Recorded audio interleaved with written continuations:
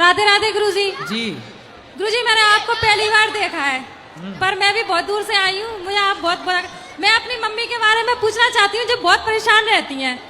जी क्या परेशानी है? बैठो बेटा।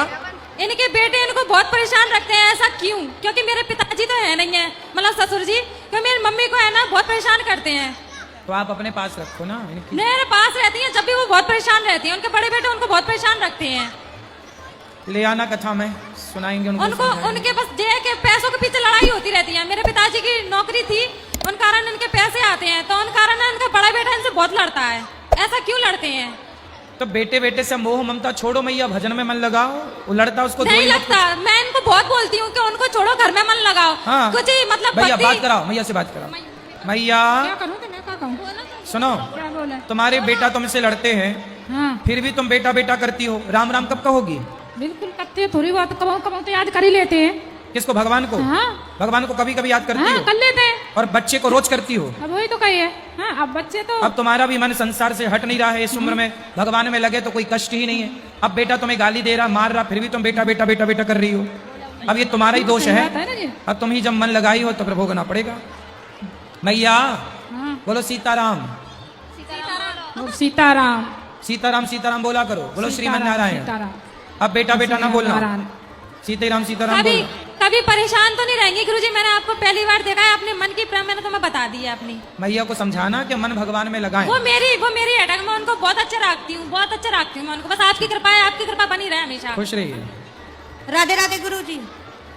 हमें ये पूछना है, जैसे एकादशी का व्रत करना है तो कहीं ऐसे स्थान में हम पहुंच जाते हैं कि ना ही भगवान जी का जन्मव्रत होता है, ना ही तुलसी होती है, ना गंगा होता है। क्या क्यों आपके घर में गोपाल जी नहीं है?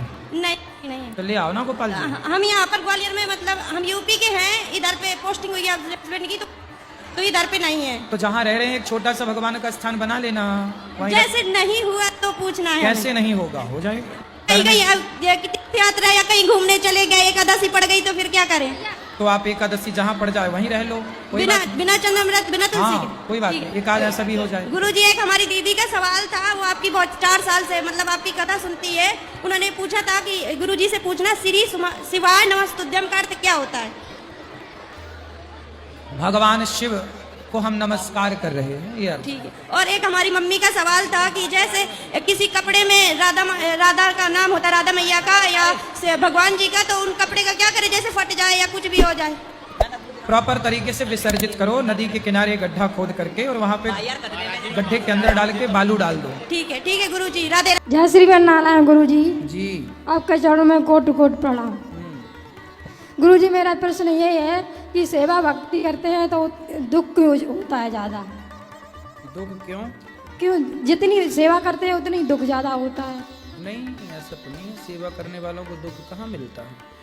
ठीक है, थोड़ा जीवन के किसी पहलू में दुख आ भी जाए, पर सदा दुख ना रहता। सदा ना रहा है, सदा ना रहेगा। ना सुख सदा रहा है, न दुख सदा रहा है।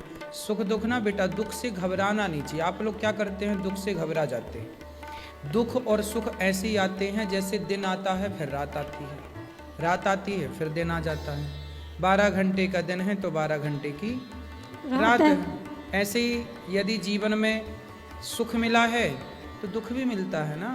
तो दुख से घबराना क्यों? जब सुख आता है तब तो आप शिकायत नहीं करते कि हम बहुत सुखी हैं, हमें बहुत दिक्कत हो रही है, इतना सुख क्यों है? सुख से जब दिक्कत नहीं तो फिर थोड़े से दुख से दिक्कत क्यों? इसलिए दुख को भी सहर्ष स्वीकार करना चाहिए और दुख में मजबूत होना चाहिए। ठीक।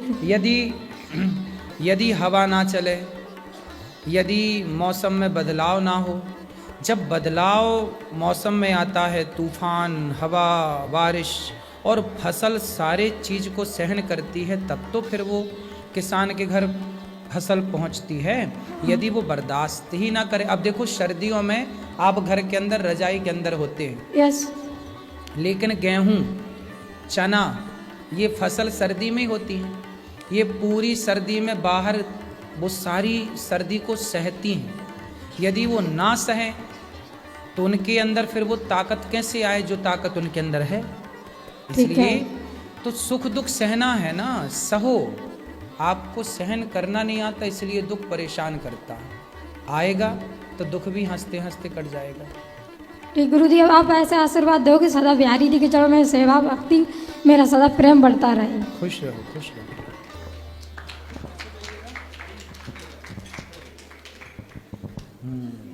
गुरुजी राधे राधे। जी गुरुजी मेरा ये प्रश्न है कि मैं पर साल आई थी तो लड्डू गोपाल ले गए थे, तो मैं सत्यनारायण भगवान की कथा कराए थे, तो ठीक है ना? हाँ सही है। और लोग गांव में कहते हैं कि लड्डू गोपाल को घर में नहीं रखना चाहिए मेरे यहाँ। फिर गांव के लोगों के हिसाब से घर में किसको रखना चाहिए?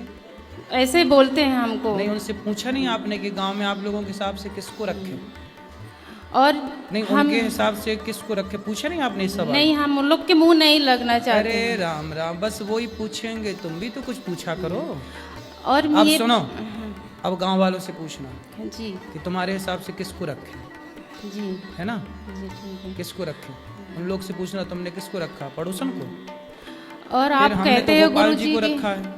आप कहते हैं कि भक्ति करने हमें, हम 3 साल से भक्ति कर रहे हैं, लड्डू गोपाल का हम पूरा सब कुछ करते हैं, अपने पति परमेश्वर का भी सब कुछ करते हैं। और गांव में सब, मेरी जेठानी तो सब जने क्या कहते हैं कि बड़ी पुजारी बनी है, भक्ति बनी है, जब गलती करती थी सब भूल गई है, वो सब कुछ क्या क्या कहते हैं हमको। कौन बोलता है? जैसे जेठानी मेरी है और अगल बगल की। तो जेठानी आपको ऐसा बोलती है कि हाँ, बड़ी भक्तन बनी? हाँ बोलती है, मेरे सामने बोलती है। तो बोले हम भक्तन बने हैं, तू सूप नखा बन जा। भाई हम तो कुछ बने ही हैं, तुम भी तो कुछ बनो।